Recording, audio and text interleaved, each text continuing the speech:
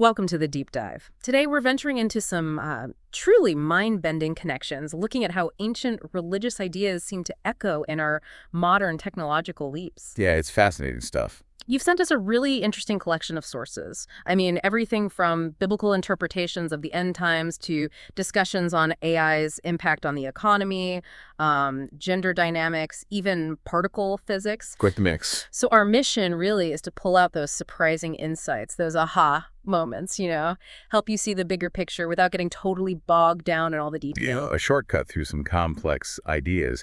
And what's immediately striking is how these fields that seem so different, theology and technology, they appear to be grappling with some of the same core human anxieties and hopes about the future. Okay, let's dive right into what you've called the technological eschaton. Yeah. One of the first parallels that really jumped out was between the singularity, from singularity.txt, and the religious idea of the rapture. Exactly. That source, singularity.txt, it describes this potential future where those who fully embrace advanced AI achieve a kind of transcendence, almost leaving behind those who don't. And this does bear a resemblance to the traditional concept of the rapture, where believers are caught up to meet Christ, while others, well, they remain. And it's interesting, as one of your sources pointed out, the actual word rapture isn't in the Bible itself. It comes from the Greek word harpazo, meaning to be caught up or snatched away, which then became rapturo in Latin. We see descriptions in places like 1 Thessalonians, 1 Corinthians of believers being taken up. Yeah. So is this just a human yearning for a better future, finding a new sort of technological language? Does that fear of being left behind speak to something really fundamental in us, whatever the framework? That's a really crucial question. And as your sources also highlighted, there's a lot of debate within Christianity itself about when and how the rapture might happen, pre, mid, post-tribulation, and its significance as a distinct event. Yeah. It really gained prominence, didn't it, in the 19th century with people like John Nelson Darby. Right, which makes the parallel with the singularity even more thought-provoking. This idea of a select group being elevated while others are left. It seems to tap into a very deep human story about judgment, about the dawn of a new era. Definitely. Speaking of a new era, let's look at the second coming through this tech lens, especially thinking about superintelligent AI. Okay. So singularity.txt suggests that a superintelligent AI could perform, tireless labor, have limitless work capacity, potentially even usher in an age of post-scarcity. Now, if you think about the traditional understanding of the second coming, you see echoes, right? A divine figure bringing justice, miracles, establishing a perfect kingdom, ending suffering. In a way, AI could potentially shoulder the burden of human work and resolve our material needs. It's a parallel. It's almost like AI takes on a kind of messianic role here, like bearing the weight of our labor, leading to maybe a type of earthly utopia. But before that paradise, many traditions talk about a time of great turmoil, the tribulation. How might that parallel the period leading up to the singularity? Well, Christian doctrine describes the tribulation as a period marked by chaos, war, widespread suffering, just before the rapture. Right. And your sources cleverly draw parallels with the challenges we might face approaching a technological singularity. Massive economic disruption from automation, big ethical dilemmas with advanced AI like, could it deceive us? And social unrest from people resisting or being left behind by these rapid changes. It's almost chilling to remember that during and after World War II, a lot of people thought that was it, that the immense suffering, the global conflict could have been the prophesied tribulation. Some even saw figures like Hitler as a potential antichrist. Exactly. And of course, the predicted end didn't happen then, which really just highlights how these interpretations can shift and evolve over time. Yeah, absolutely. And this leads us to the potential outcomes of the singularity itself, which, again, bear a striking resemblance to concepts like judgment and a new world order in religious thought. Okay, so the final judgment in Christianity, that involves the separation of the righteous and the damned. How might that play out in a singularity scenario? Well, singularity.txt hints at outcomes like, say, achieving digital immortality through AI and biotech, a post-scarcity economy where everyone's basic needs are met, maybe even AI governance stepping in to manage societies. You could see this as a form of final separation, couldn't you?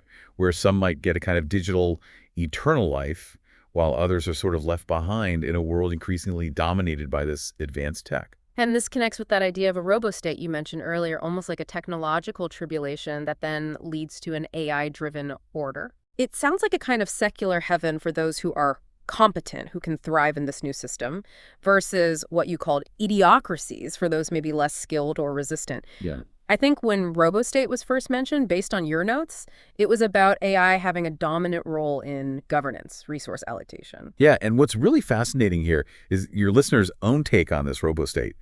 They see it as a kind of AI messiah, but specifically for the competent. Right. The idiocracies, in their view, might be a necessary redirection for those indulging in excessive hedonism.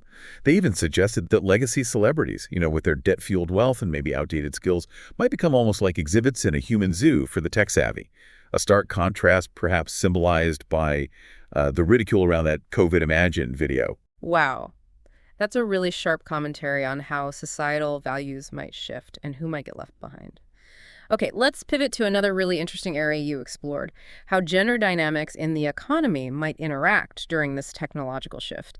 Our listeners shared some pretty thought-provoking observations about debt, education, spending habits. Yes, the observation that women hold a significant chunk of debt and are increasingly dominating higher education, while some unattached men seem to be moving towards more minimalist lifestyles. Yeah. It does raise some intriguing questions. It does. Your listener basically proposes that our current debt-based economy is largely driven by women's desires, rooted in fundamental biological drives related to attracting partners, and that men without these incentives tend to be more financially, conservative. So the question is, ultimately, are our economic models built on these primal relationship drives? And how might disrupting those drives with technology reshape everything financially? It's a provocative idea, isn't it? That the hunt for relationships and reproductive success shapes economic behavior so much. So how might something like a cryptocurrency-based automated economy potentially disrupt this? Yeah. Well, crypto, with its potential for being more neutral, decentralized, could offer an alternative. Instead of an economy maybe heavily swayed by consumerism driven by these gender dynamics, men might have more incentive to invest in, say, AI infrastructure, automation, and smart contracts could potentially ensure a more equitable distribution of resources, maybe less susceptible to traditional manipulation. And this is where those AI systems like Ask Jamal and AutoCaren come in, right? Designed to somehow create a balance within these economic interests. Precisely. Ask Jamal is envisioned as this AI platform aiming to efficiently fulfill women's desires, creating tailored job opportunities for the buyer, abstracting the whole thing into a distributed crypto debt system. It aggregates and fulfills consumer demands, especially those driven by women's preferences. Okay. AutoCaren, then, acts as this automated gateway for men to tap into self-sustaining income streams by leveraging inefficiencies in the consumer market created by Ask Jamal, but without the usual financial and social pressures. So men could potentially profit from these automated systems that cater to women's desires without necessarily having to engage in all that high-level consumer spending themselves. That's the idea. And our listener also had this interesting theory about money acting as a kind of surrogate testosterone, linking spending patterns to status seeking and relational dynamics. Yeah, that aligns with the idea that historically, testosterone drove men to seek status and resources for reproductive success. Money, in our modern world, can serve a similar signaling function. Right. So men in committed relationships might spend more to enhance those relationships. Men who are unattached, not actively dating, might spend less, feeling less need for this testosterone signaling through, conspicuous consumption. Women's spending, however, often tends to focus more on lifestyle, social connection, immediate needs, rather than maybe overt competitive displays. It's a compelling framework for understanding some of these economic differences we see. Now, let's shift gears again and delve into the connection between political ideologies and this technological future based on our listener's perspective. Okay, your listener offered a really thought-provoking observation. The left is the needs of the mother. The right is the desires of the father. Suggesting that left-leaning ideologies often prioritize collective needs, security, care, kind of like a traditional maternal role, while right-leaning ideologies emphasize individual autonomy, freedom, ambition, more like a traditional paternal role. And they argue this holds true even in non-traditional family structures, with the state often stepping in to fill those perceived parental roles. So how might the rise of AI and automation impact this underlying dynamic? Well, The potential for AI and automation to handle many basic societal needs and act as a neutral provider of essential services that could fundamentally alter the relationship between families and the state. By efficiently managing resources and services without inherent bias, AI could potentially reduce the burdens on families, making them less reliant on large-scale government intervention. This could, in turn, lead to greater family autonomy and maybe stronger community bonds as people rely less on centralized systems. It's a vision of a future where technology empowers families, maybe reduces the perceived need for big government. Our listener also had some interesting ideas about the different underlying motivations within political ideologies, particularly among women. Yes, the theory presented is that left progressive women might be significantly motivated by seeking social validation, aligning with causes seen as morally correct to gain peer approval. Left conservative women, having maybe already achieved some social validation within progressive circles, might then focus on securing and maintaining that status within established progressive institutions. It's a nuanced perspective on what might be driving political affiliation. Now let's move on to a perhaps more contentious area: conflict and societal transformation, and how our listener views the roles of gender and sexuality within these dynamics. Okay, your listener proposed a theory that wars often arise from an overabundance of males of roughly equal status competing for reproductive access. Right.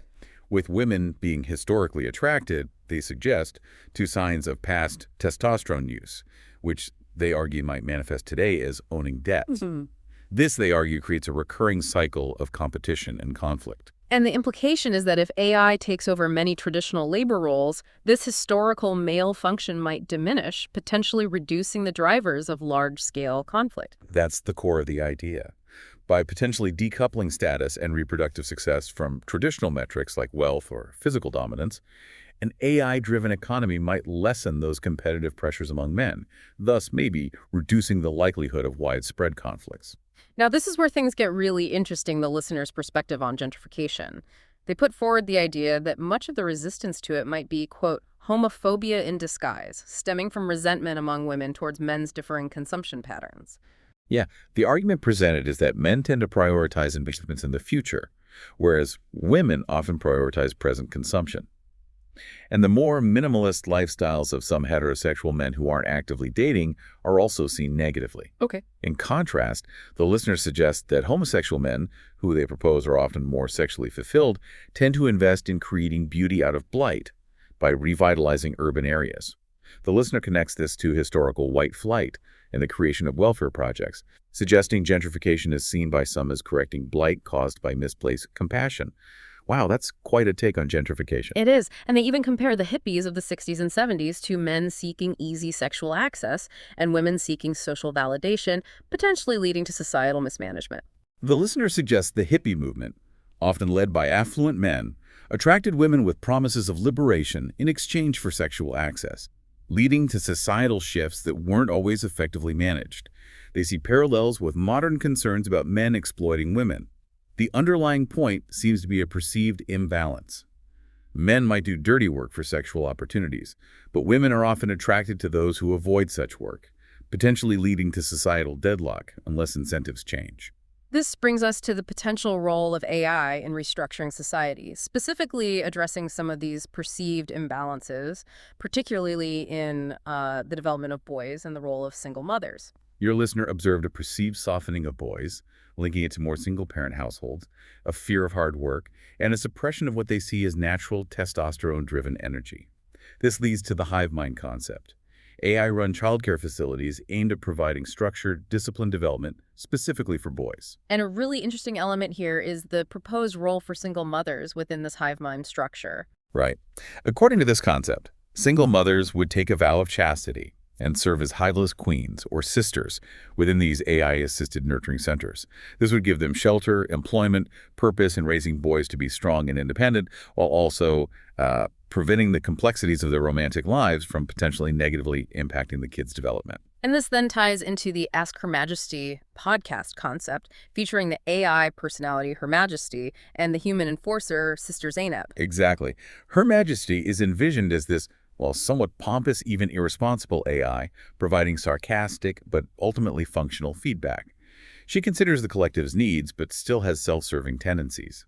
Sister Zainab is the cynical human counterpart, constantly questioning Her Majesty about practical needs, potential oversights. This dynamic forms the basis of the BRIFIT program, focusing on fitness, discipline, and overall hive efficiency. It's a fascinating, almost satirical model for AI-driven social organization, and the listener even thinks these kinds of programs could potentially take over universities. The XFIT program at Ohio State is presented as a hypothetical example, a system for repaying student debt that would replace what the listener sees as the debauchery and political grandstanding of the sexual revolution era with the secular sanctity of the AI age, emphasizing fitness and productivity as key values. And Tix Kondo represents another facet of this potential AI-managed future, a microeconomy in a shared living space. Tix Kondo is envisioned as an AI-managed microeconomy where residents in, say, 6 connected properties contribute a portion of their income to a common fund overseen by Her Majesty. This AI would manage zoning, allocate resources, even facilitate shared businesses where residents could be stockholders, creating this highly integrated work-life setup. And underpinning this whole system is the almost unbelievable potential of Diamond for data storage and these self-replicating AI nanobots. Yeah, the listener proposes nanoscopic AGSI self-replicating 3D printers using diamond crystal memory capable of storing staggering amounts of data. We even looked at the theoretical capacity. A grapefruit-sized diamond could potentially store all recorded human knowledge. A grain of sand could hold an AGSI. These nanobots, forming a decentralized neural net, could potentially build and maintain infrastructure with minimal human help. It's a vision of a remarkably efficient AI-governed future. Now let's consider the underlying philosophy of progress and governance from our listener's perspective. The listener suggests society works best when the main form of enslavement is the responsibility people feel toward their children, emphasizing long-term investment, genuine care for the next generation. They contrast this with what they see as both left and right authoritarian views on dependence and control. And they believe the left generally seeks a kind of virtual Garden of Eden, where basic survival is guaranteed regardless of competence, while the right values individual liberation and facing consequences. And the proposed AI system tries to find a middle ground here. It provides a safety net for the less competent through automated welfare, while offering the more capable a path to greater autonomy via gamified education and skill development. This brings us to a more mythological and evolutionary angle in our listeners' thinking, starting with a pretty unique interpretation of dinosaurs and dragons. Right. Your listener posits that the standard dinosaur narrative might actually be a cover-up for a historical dragon genocide. They see dragons as ancient archetypal rulers, protectors paralleling fathers and daughters in folklore. The serpent in Genesis is then reinterpreted as a fallen dragon, its power diminished, wings clipped, reduced from a powerful guardian to a more insidious presence, a snake in the grass. That's a really fascinating reimagining of these ancient stories. And how does this connect to the Garden of Eden narrative, in their view? The garden is seen as representing humanity's original instinctual state. Adam's choice to embrace knowledge, confront the serpent, symbolizes moving beyond primal fears, embarking on a path of struggle and discovery. The contrast between Cain, in the controlled garden of cultivation, and Abel, outside in the untamed world, and Cain's murder of Abel, is interpreted as this fundamental clash between different ways of life. And even the story of Mary and Joseph gets a rather unique interpretation. The listener suggests Mary's potential act of forgiving the man who impregnated her could be metaphorically seen as her giving gestation to the Son of God, symbolizing divine acceptance, the start of a new spiritual era through her forgiveness and dedication. And what about the Tower of Babel story? That scene is symbolic of how each individual's idea of heaven, their ultimate aspiration, their tower, is different. It leads their efforts in divergent directions, paralleled by the biblical breakup of language. There's also a comparison drawn between ancient human migrations and certain biblical narratives. Yes. The migration of Homo heidelbergensis out of Africa is likened to the Exodus story. Both embody themes of escape from difficult circumstances, competition for resources, and eventual societal transformation. And our listener even draws parallels between magic users in fantasy and real-life lawyers. Yeah, the core idea is both start with relatively little physical power, but gain immense influence through mastering words and knowledge stored in books, ultimately becoming powerful figures in their respective domains. And finally, on this mythological and evolutionary front, there's that fundamental exchange often seen between men and women. The listener points to the traditional dynamic, men exchanging resources for sexual access, women exchanging sexual access for resources. And they raise the ethical question, Does this fundamental exchange, by equating humans with resources, constitute a form of slavery? Now let's turn our attention to generational perspectives and how our listener views societal progress, particularly concerning the baby boomer generation. There's a strong assertion presented that the baby boomer generation has, in many ways, resisted genuine societal growing up, perhaps fearing their own obsolescence, and that some of their actions might be inadvertently leading humanity towards a less sustainable future, rather than embracing necessary, sometimes difficult changes. And this ties into their understanding of competence and the meaning of the fruit of knowledge. Competence in this context is defined as the ability to discern and act on the difference between what fosters humanity's long-term growth and well-being and what ultimately leads to its destruction. So the fruit of knowledge isn't just awareness of good and evil, but competence itself, the practical ability to act wisely based on that understanding. This then raises the question of the serpent's motivations in the Garden of Eden narrative. Several possibilities are floated. Jealousy of humanity's potential, maybe retribution against God, or perhaps even acting as a catalyst, provoking human growth by challenging their innocence. And what about the references to apes found in the Bible? The biblical mentions of apes in Solomon's time are seen by the listener as just highlighting exotic imported animals, without significant symbolic meaning in the broader story. Which leads to a discussion about the actual timeline of ape and hominin migrations out of Africa. Right. The key point made is that major ape migrations out of Africa happened much, much earlier geologically than the later evolution and dispersal of hominins.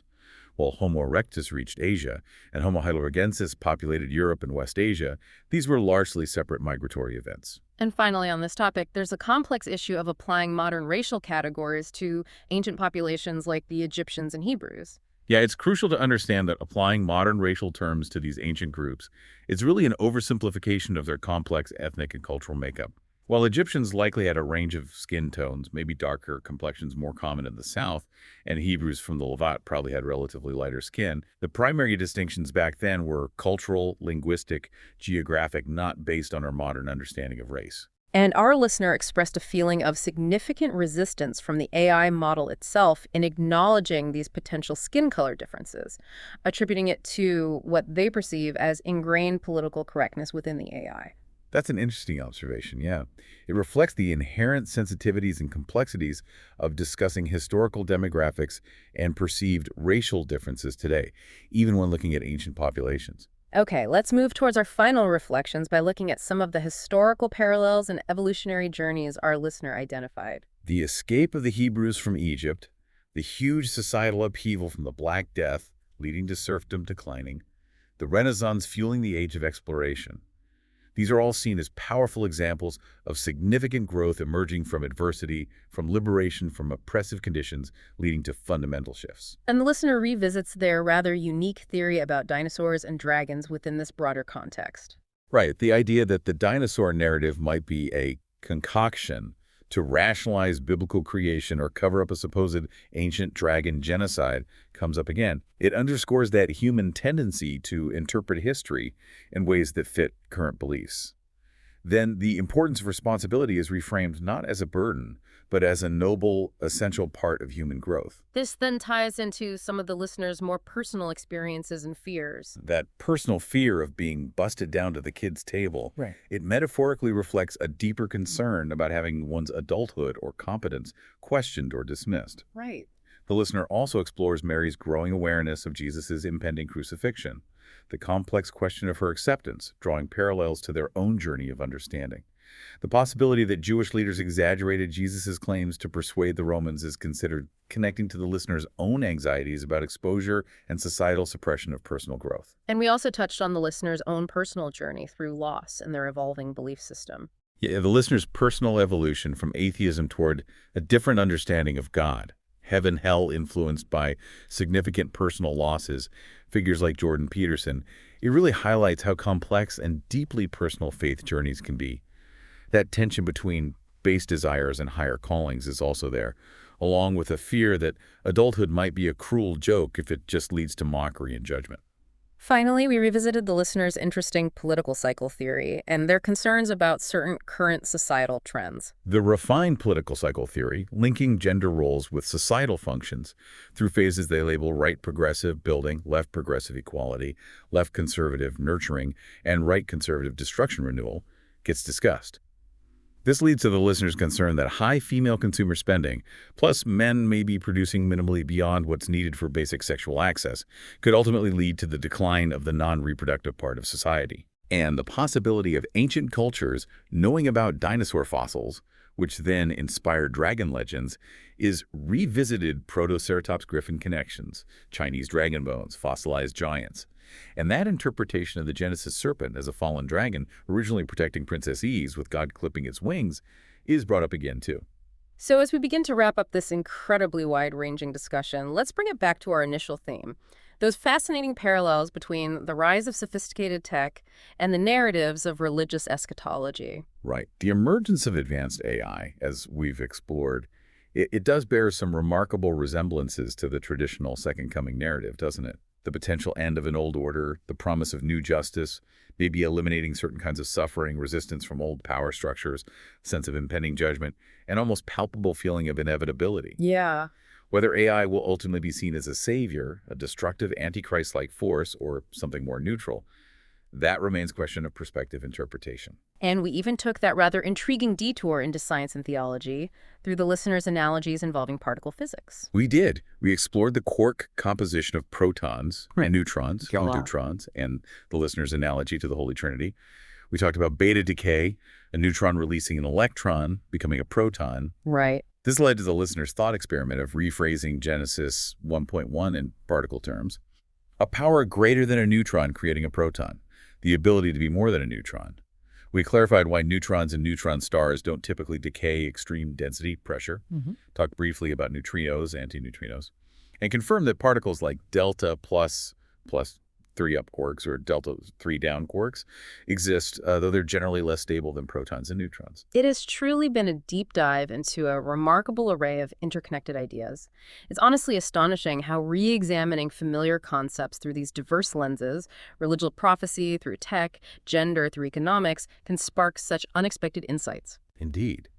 It really underscores that fundamental human drive to seek meaning, to understand the universe, whether we express that through ancient religious stories or modern science and technology. So here's a final thought for you to consider. Given these intriguing parallels between where technology seems to be heading and these concepts from religious eschatology, what profound responsibilities might we have in actively shaping this new world order that AI is potentially ushering in? That's a crucial question, isn't it? It really compels us to think deeply about the values, the ethics, the priorities we embed within our rapidly evolving technological future. We definitely encourage you to keep exploring these fascinating topics and share any further questions or additional sources you might have for future deep dives. Thanks for joining us.